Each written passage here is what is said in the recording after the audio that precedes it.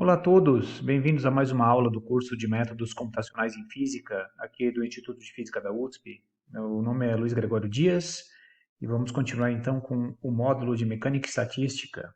E a aula de hoje a gente vai falar sobre o modelo Ising em uma dimensão. Só para dar um contexto aqui, qual que são os objetivos dessa aula. Primeiro, a gente vai formular o modelo de Ising para sistemas magnéticos, um modelo bastante famoso, e tema obrigatório em qualquer curso de mecânica estatística. E o objetivo principal dessa aula é usar o algoritmo de Metrópolis dentro do método de Monte Carlo para calcular a magnetização e também, como produto adicional desse cálculo, a gente vai obter a configuração de mais baixa energia do modelo de Ising. Mas o principal hoje vai ser calcular a magnetização para uma dada temperatura. E a gente vai ver como que a gente faz isso numericamente usando o método de Monte Carlo. Então, a implementação do método de Monte Carlo com o algoritmo de Metrópolis para o cálculo dessa magnetização, usando condições periódicas de contorno, a gente vai falar um pouquinho sobre isso. Tudo isso para o modelo de Ising em uma dimensão. O modelo de Ising em duas dimensões vai ficar para os projetos e a gente vai falar um pouquinho sobre uma das grandes diferenças entre o caso em uma dimensão e duas dimensões no final da aula.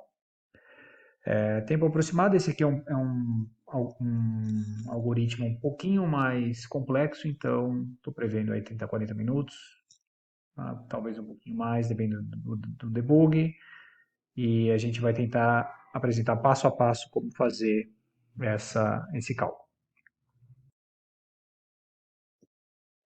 Então vamos definir o que a gente quer dizer quando fala em modelo de Ising e descrição do magnetismo. Vamos falar aqui então de fases magnéticas. Então imagina que você tem um sistema com vários spins ou momentos magnéticos e que, em princípio, eles podem interagir entre si. Só como um comentário rápido, nessa aula a gente vai tratar a interação entre os spins de uma forma que a gente chama de clássica, em que a gente não vai incorporar efeitos quânticos nessa descrição, embora, em última análise, o fato de um elétron ter um spin, né, é, em última análise, um efeito quântico. Mas a gente vai agora, por essa aula, desprezar esses efeitos quânticos e simplesmente pensar que esses spins interagem entre eles e talvez com o campo magnético externo de uma forma clássica, tal, em que a energia desse sistema ela não envolva efeitos quânticos, como, por exemplo, soma de spins quânticos e etc.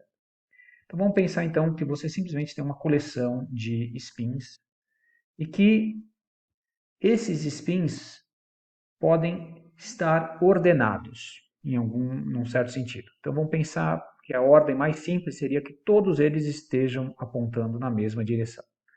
Se você tiver uma cadeia unidimensional de elétrons em que esses spins, e aqui é outro ponto que a gente vai simplificar, eles podem estar orientados em uma certa direção, então eles poderiam estar, em princípio, apontando para qualquer direção do espaço, só que eles estão sempre apontando na mesma direção.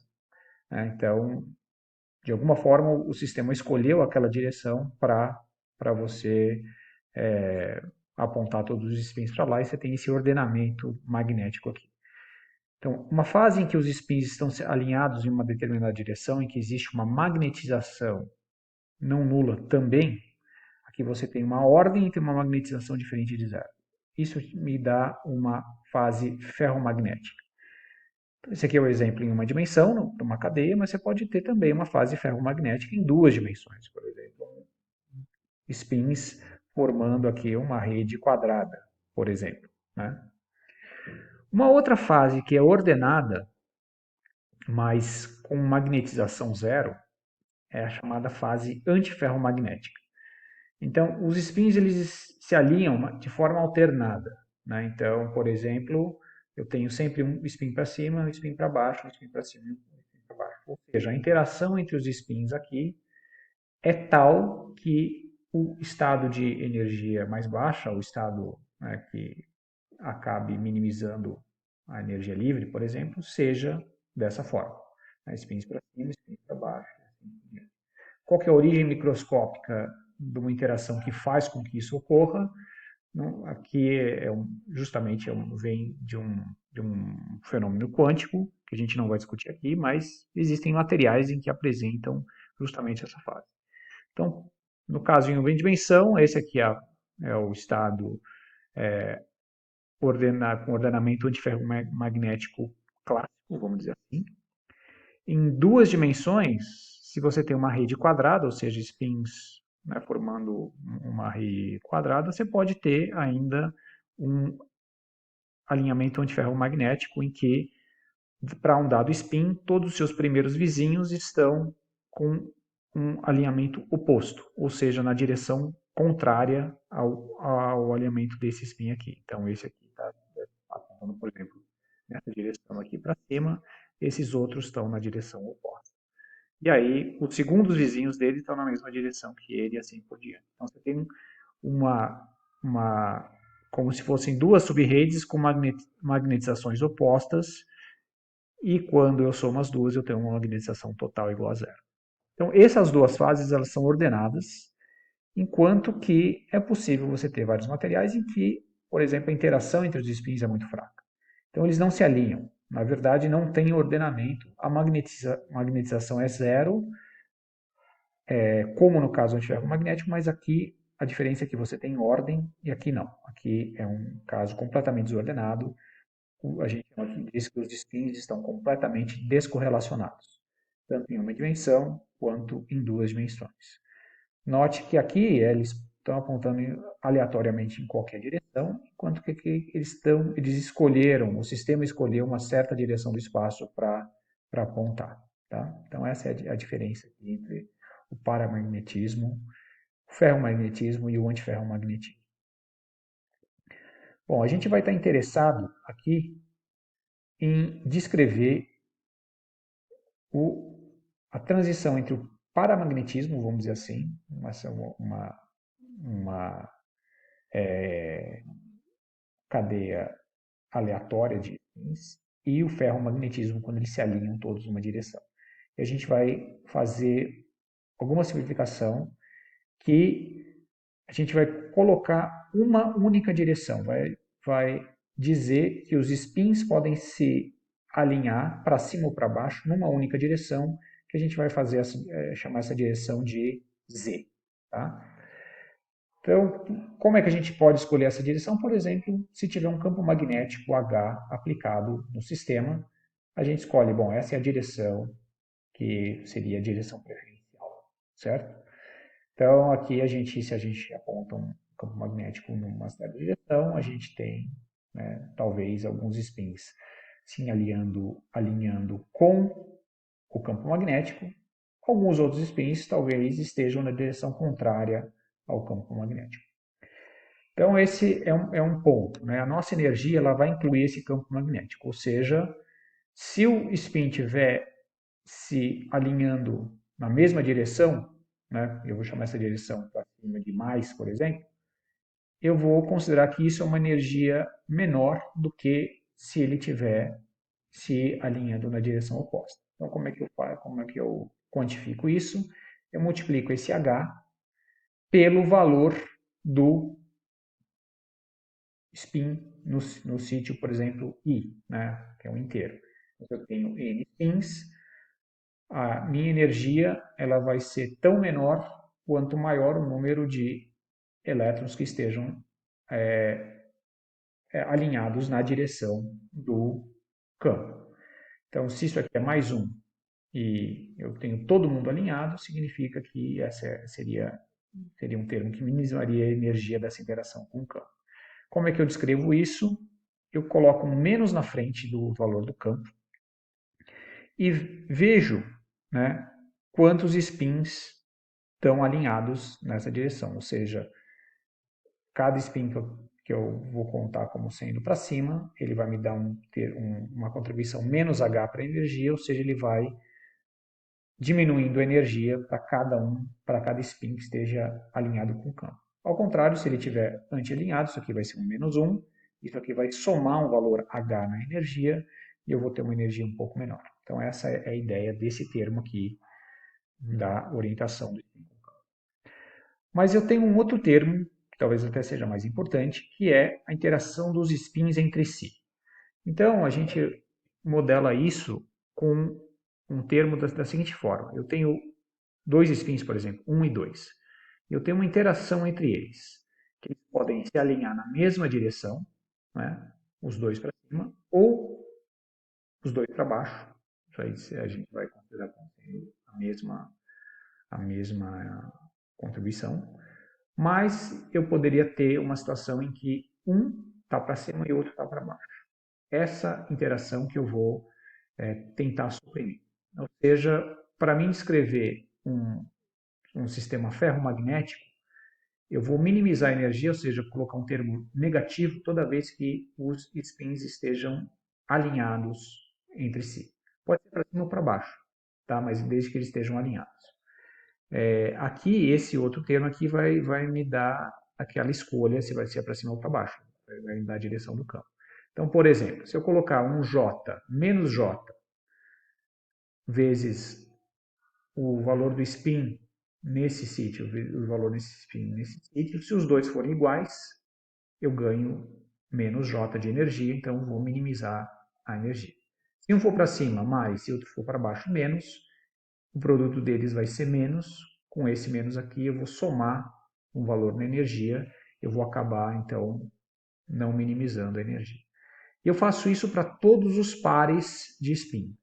Aqui deveria ser até n-1, eu vou tentar corrigir isso aqui quando eu for colocar o slide no site, porque eu paro aqui, né? Eu teria que parar aqui, a não ser que a gente faça o seguinte, que a gente faça condições periódicas de contorno, que sigma n e sigma n grande mais 1 é o equivalente a eu interagir esse spin aqui com o primeiro da cadeia, tá? Então, isso aqui você pode pensar que seria n se eu tiver, então, condições periódicas de contorno, onde o n grande mais 1 vai ser o primeiro sítio da cadeia. Mas vamos falar um pouquinho mais sobre isso. Mas o ponto é, o que esse termo me conta? Me conta os pares de spin que estão apontando na mesma direção. Se eles tiverem os dois para cima, os dois para baixo, isso aqui vai me dar 1. Eu vou, então, subtrair J da minha energia total, de modo que, quando eu tiver dois sítios com alinhamentos opostos, isso aqui vai dar menos 1, eu vou somar J também na energia total. Então, para cada configuração de spin, eu vou ter uma dada energia. Né? A questão é saber qual que é a energia mínima e como é que eu minimizo essa energia. Claramente, se esse J aqui for um número maior que zero, e esse H também, o estado, a configuração que vai me dar a menor energia de todas, a energia mais negativa de todas, vai ter todo mundo apontando para cima na direção do campo. Essa é a que vai minimizar aqui a minha energia. Tá?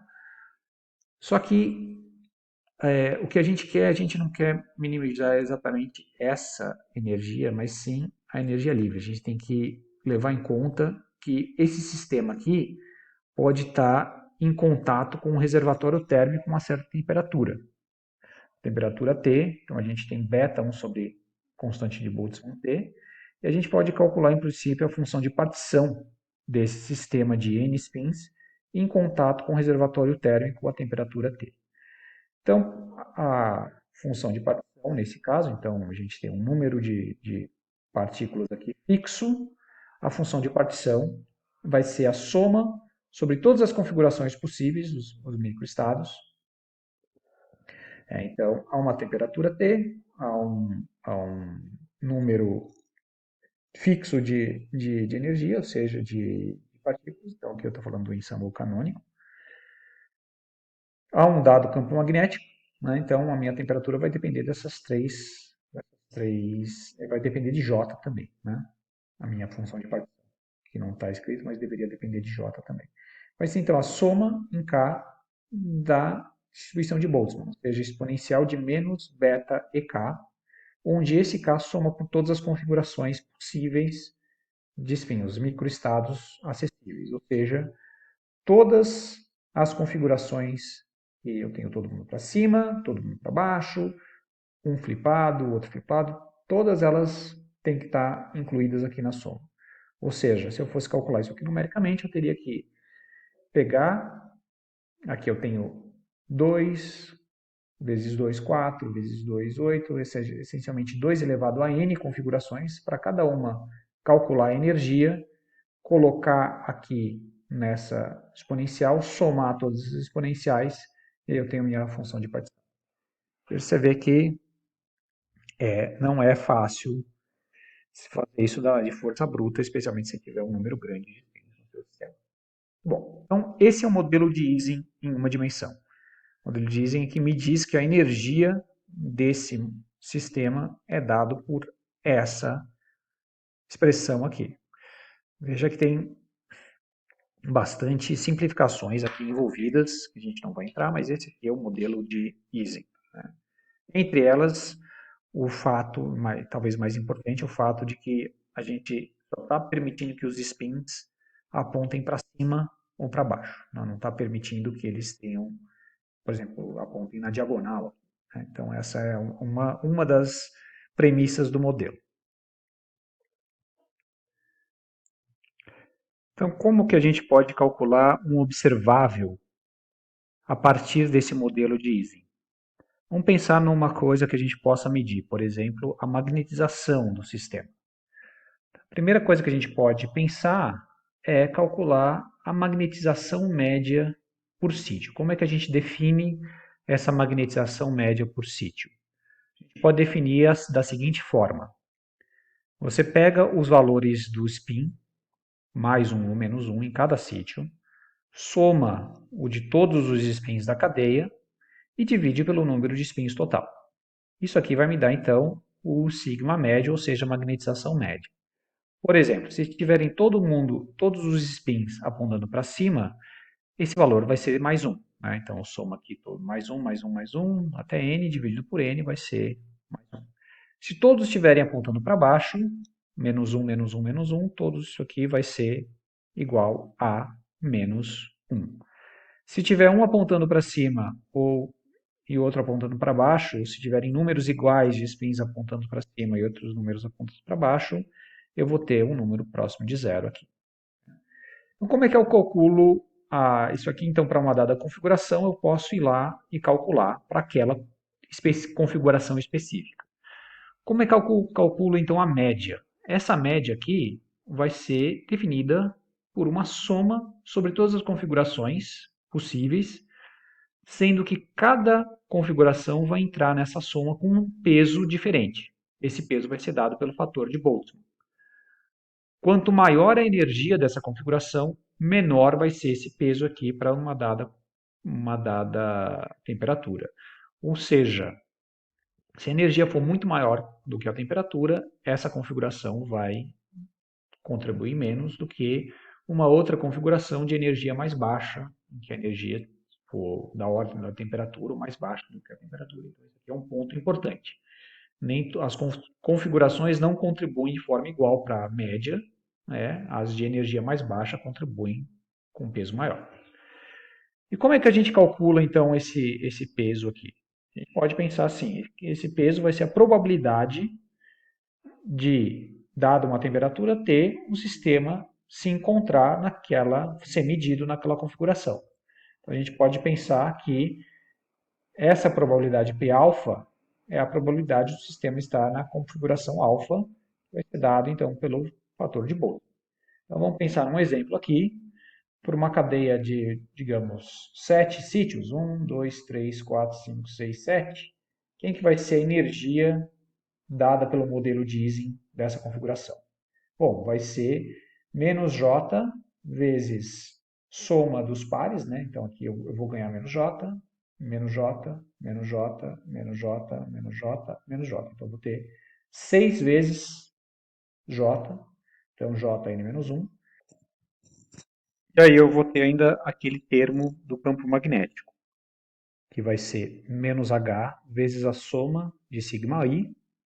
Então, eu vou ter aqui 7 sigmas I todos iguais a mais 1. Então, vai ser menos H vezes 7. Então, esse termo aqui vai ser menos H vezes N. Isso me dá, então, a energia dessa configuração para N spins, todos apontando para a mesma direção, que é a mesma direção do campo magnético.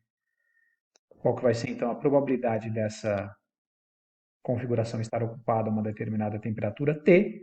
Vai ser exponencial de menos beta, 1 sobre kBt, vezes essa energia. Note que essa probabilidade aqui vai ser grande, porque essa é a menor energia se J e H forem maiores do que zero. Pensar então agora nessa outra configuração, em que a única diferença em relação à primeira é esse spin aqui, esse segundo spin que nessa configuração está para cima e aqui nessa configuração ele está para baixo. Isso a gente chama de um spin flip, ou seja, a única coisa que aconteceu aqui foi que esse spin foi flipado, vamos dizer assim, de para cima agora está para baixo.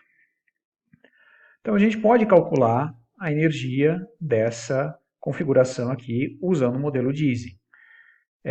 Vai ser uma energia maior do que a energia dessa configuração aqui. Então vai existir uma diferença de energia E1 menos E0. Eu vou chamar essa diferença de E-flip, ou seja, a variação de energia quando eu flipo um dos spins. Tá? Então, a gente pode calcular isso. A gente sabe calcular esse cara aqui, a gente sabe calcular esse cara aqui, a gente sabe calcular quem que é E-flip. Tá? Quem que vai ser a probabilidade do sistema estar nessa configuração agora?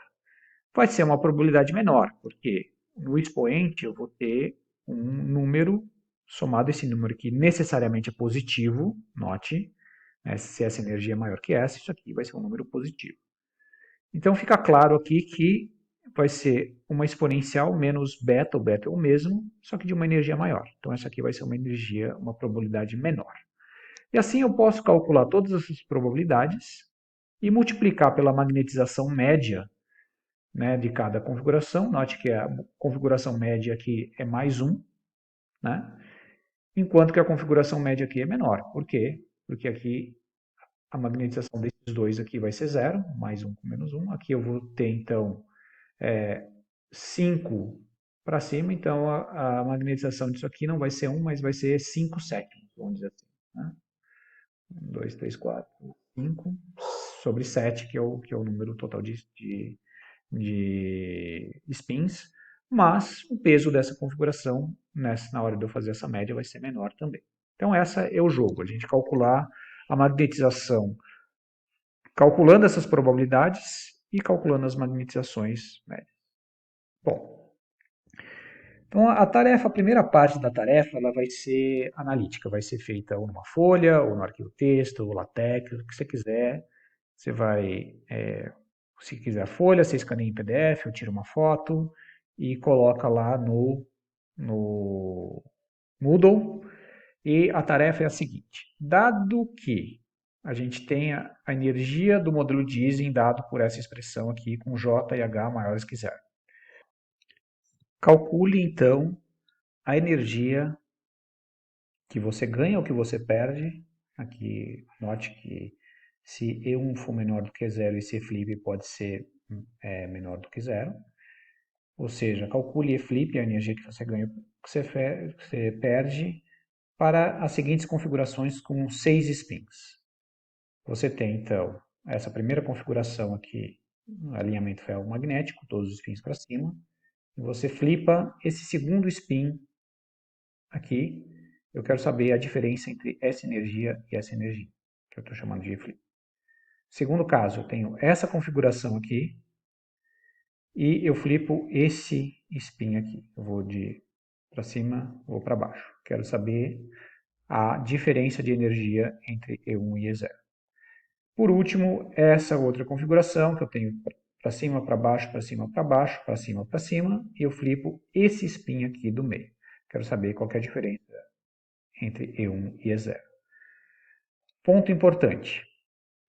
Se apenas o késimo spin é flipado, e isso aqui vai ser importante para o código, eu quero que vocês encontrem uma expressão de eflip que envolva apenas sigma k menos 1 e sigma k mais 1.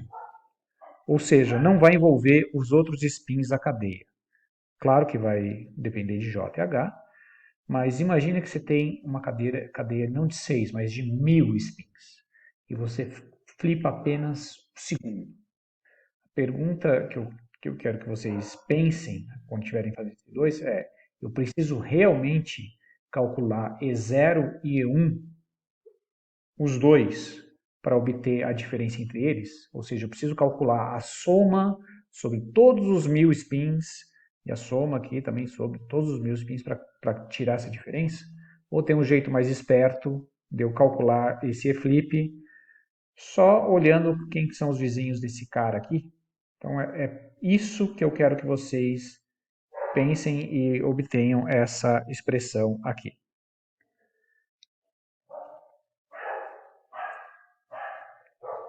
Seguindo, como que então a gente vai usar o método de Monte Carlo que a gente viu na última aula? Quem não viu o cálculo de π usando o método de Monte Carlo, vou colocar um link aqui para calcular a magnetização média.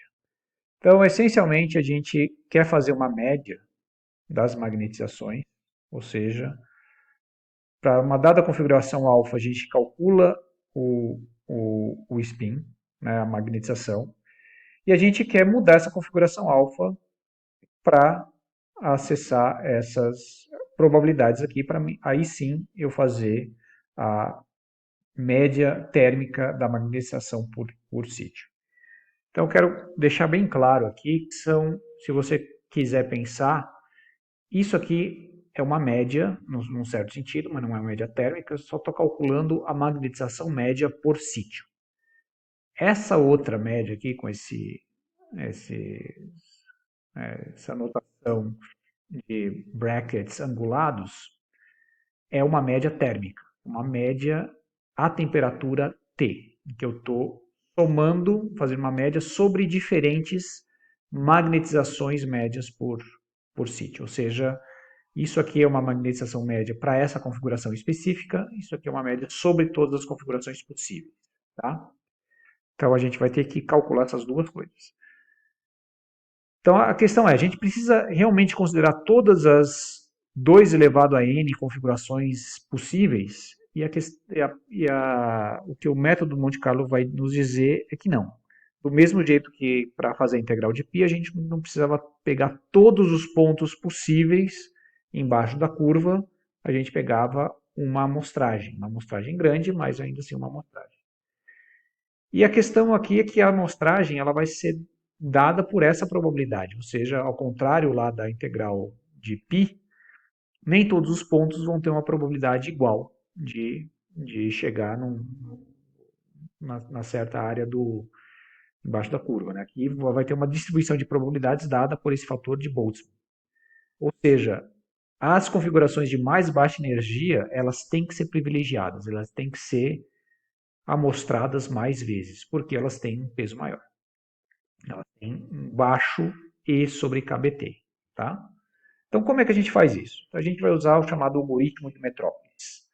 Então, Metrópolis é uma pessoa, é uma dos pesquisadores lá de Los Alamos, no tempo da guerra, Nicholas Metrópolis, que ajudou, né, na formulação do método para os cálculos que von Neumann e o próprio Fermi, eu acho que usou, mas o Lahn, von Neumann, Metrópolis, esses são os fundadores, vamos dizer assim, da forma mais moderna do algoritmo de Monte Carlo. Então ele bolou esse algoritmo e que funciona mais ou menos assim. Você primeiro começa com uma determinada configuração. Vamos pensar que é essa daqui. Para cima para baixo, para cima para baixo, para cima para cima. Aí o que a gente faz? A gente vai e flipa o primeiro spin. Aí você tem uma nova configuração, essa daqui. E calcula, então, eflip para o primeiro spin. Certo? Qual que é o eflip? Ou seja, a diferença entre essa energia dessa configuração e a energia dessa configuração. Aí a gente pergunta o seguinte, eu ganhei energia, ou seja, esse flip é menor que zero, ou seja, eu diminuí de energia quando eu saí daqui para cá? Se sim, aí eu falei, bom, ok, vamos lá, vamos fazer o seguinte. Se o E-flip for menor que zero, você flipa o spin, essa aqui vai ser a sua nova configuração. Se o E-flip for positivo, que é o caso contrário, a gente vai calcular a probabilidade de flipar, vamos dizer assim, que é E igual a E a menos E flip, lembrando que esse E flip aqui é positivo, porque a gente está nesse if aqui, né? Eu vou calcular essa probabilidade aqui. Digamos que essa probabilidade seja pequena, mas não zero. Aí eu vou sortear um número aleatório. E aí eu vou comparar esse número aleatório entre 0 e 1. Note que essa probabilidade também vai estar entre 0 e 1. E eu vou comparar com esse p-flip aqui. Se R for menor do que p-flip, a gente flipa o spin mesmo com o E-flip sendo maior que zero. Senão, não. Senão a gente volta para a configuração inicial. Ou não flipamos o spin. O que isso está me dizendo? Bom, esse procedimento aqui está claramente privilegiando as configurações de mais baixa energia. Porque se E-flip é menor que zero, ou seja, se eu reduzo a energia e vou para uma configuração de mais baixa energia, ela entra. Não acontece. Mas ele também está dando uma chance para as configurações em que eu aumento a energia. Ou seja, se eu aumentar mais pouco, de modo que esse cara aqui não seja muito perto de zero, e eu sortear uma moeda, um número aleatório contínuo entre 0 e 1, e esse número aleatório for menor do que essa probabilidade, fala, bom, essa probabilidade é pequena, mas ela ainda é grande o suficiente para ganhar de um número aleatório. Então, eu vou dar uma chance para esse cara aqui, e eu vou flipar o spin mesmo se E-flip for maior do que zero. Tá? Eu estou aqui nesse caso contrário. Mas se mesmo assim essa configuração aqui, se E-flip for muito grande, ele perder aqui no sorteio, na repescagem, vamos dizer assim, meu, tchau, eu vou continuar com a minha configuração inicial. Aí o que eu faço? Aqui eu estava no primeiro spin da cadeia, daí eu vou para o próximo. Então, não necessariamente na sequência, né? Você não precisa ser o segundo assim, você pode. O importante é que você varra a cadeia pelo menos uma vez. E aí o que eu faço? Ao final de cada varredura, ou seja, de eu ter pelo menos dado a oportunidade para todos os spins de sortear, note que aqui, se eu flipei, a minha nova configuração vai ser essa. Então, flipei o primeiro, vou agora passar para o segundo.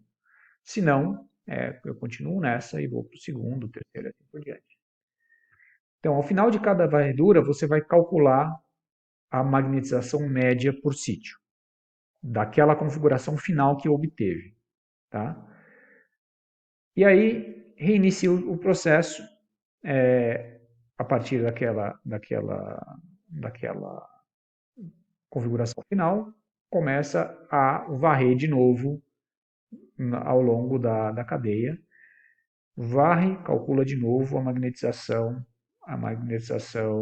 por sítio, e após um número suficientemente grande de varreduras, a gente calcula M de T usando a seguinte expressão. 1 sobre o número de varreduras dividido com a soma das magnetizações que eu calculei até aqui. Certo? Então, se eu fiz 3 varreduras, né, 1, 2, 3, eu vou ter calculado 3 magnetizações médias por sítio, e essa aqui é a minha magnetização média para aquela temperatura. Então é importante que o número de varreduras seja grande para que essa média aqui seja boa. Note que isso aqui é a média simples das magnetizações que eu obtive a cada varredura. Não entra aquele fator de Boltzmann. Por quê? Porque ele já está implícito aqui. Eu só estou selecionando algumas configurações que ganharam nessa loteria aqui. Que ou elas são de mais baixa energia, ou elas por sorte, entraram aqui porque o P-flip foi favorável para elas e foi maior que o número aleatório. Então aqui eu já tenho uma representação já com uma certa distribuição. Esses M-alfas aqui não são aleatórios, tá? Eles foram selecionados por esse processo aqui. Então esse algoritmo de Metrópolis é importante que vocês entendam. Se não entenderem, perguntem para mim lá na live. Isso aqui é importante a gente entender aqui na prática como é que vai funcionar isso daqui. Tem alguns detalhes, a gente pode discutir um pouco depois, por exemplo, a ordem que você faz. Pode pensar que no começo de fazer a varredura começando do primeiro e indo para o último. Se você quiser depois, você pode fazer um outro jeito de deixar mais aleatório. O aleatório é mais importante no cálculo do Easy 2D do projeto. Bom, então a segunda parte da tarefa, tá, lembrando que a primeira parte é envio por e-mail, a segunda parte da tarefa é a gente calcular a magnetização média do modelo de Ising para uma dada temperatura T em função do campo magnético. Como é que a gente vai fazer isso? A gente vai começar com uma cadeia de 10 spins e condições periódicas de contorno. O primeiro spin é o vizinho do último, ou seja, a minha energia, considerando que J é igual a 1, e essa vai ser a unidade de energia, né? KB também vai ser 1, só para então, temperatura vai ser medida em unidades de J. A gente vai ter a energia em função de H como sendo calculado da seguinte forma. A gente vai ter aquele termo que soma os spins, né, os mais uns ou menos uns da cadeia. O J é 1, então eu vou ter aquele soma sobre sigma i mais 1. Mas eu tenho que considerar que o primeiro spin é vizinho do último. Então, quando eu chegar aqui no I igual a N, o N mais 1 é o próprio sigma 1.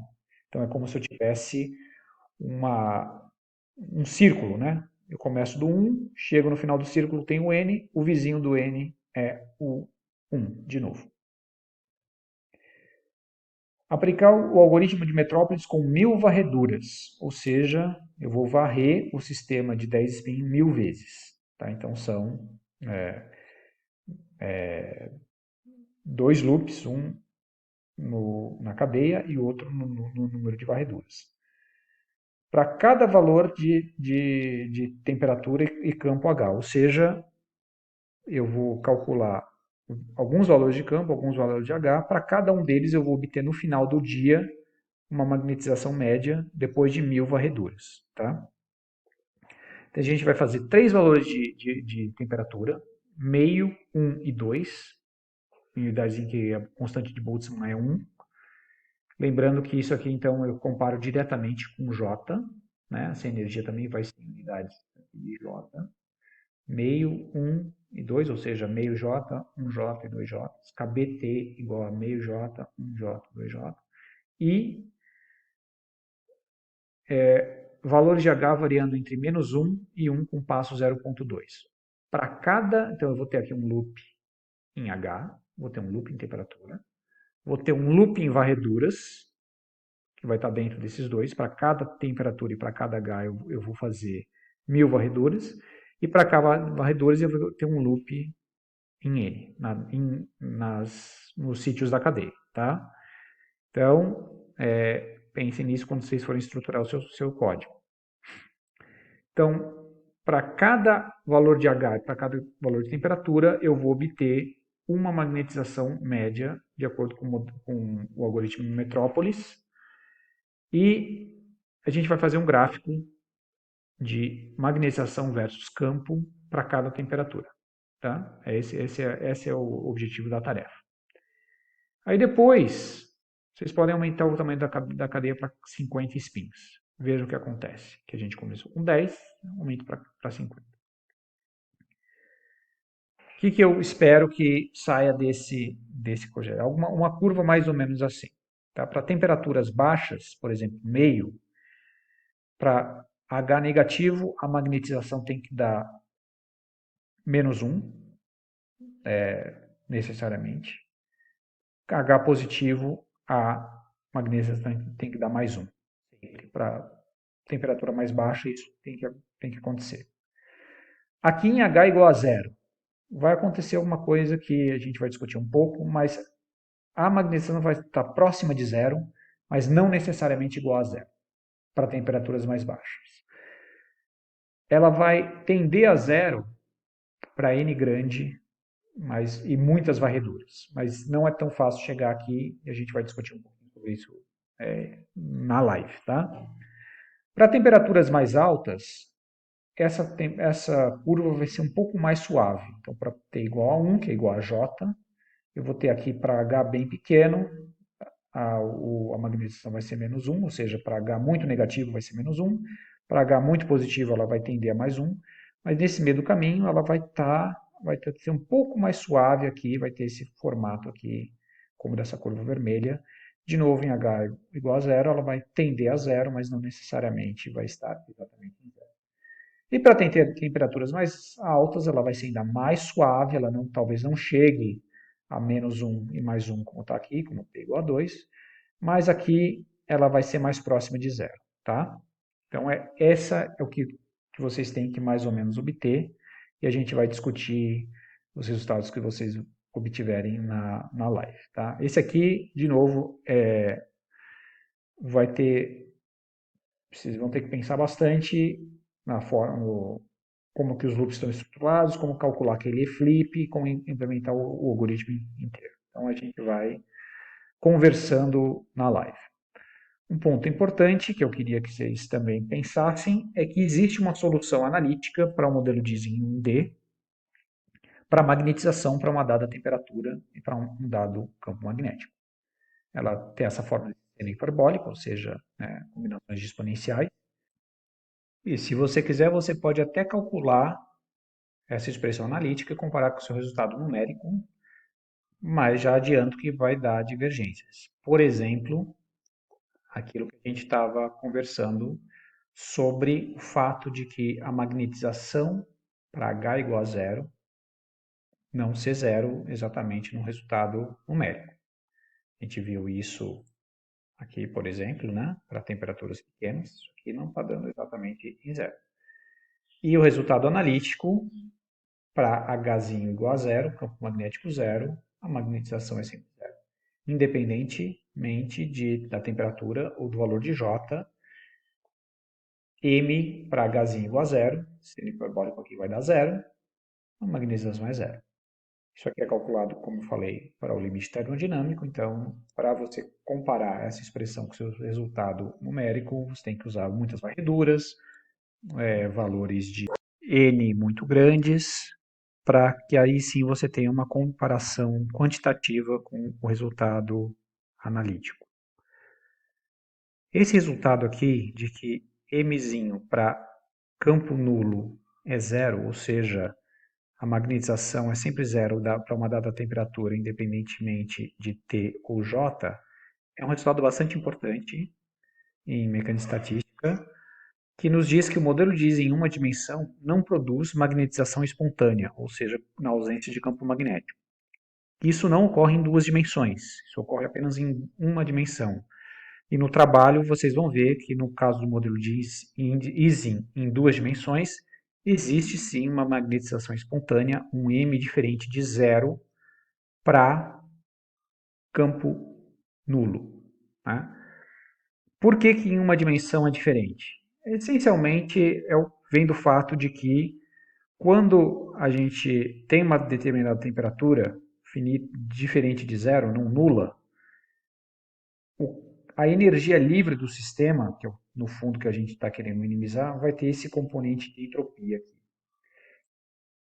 Pela questão da contagem de estados em uma dimensão, que é diferente, no certo sentido, de como você conta os estados de uma dada configuração em 2D, aqui esse termo acaba tendo um peso maior.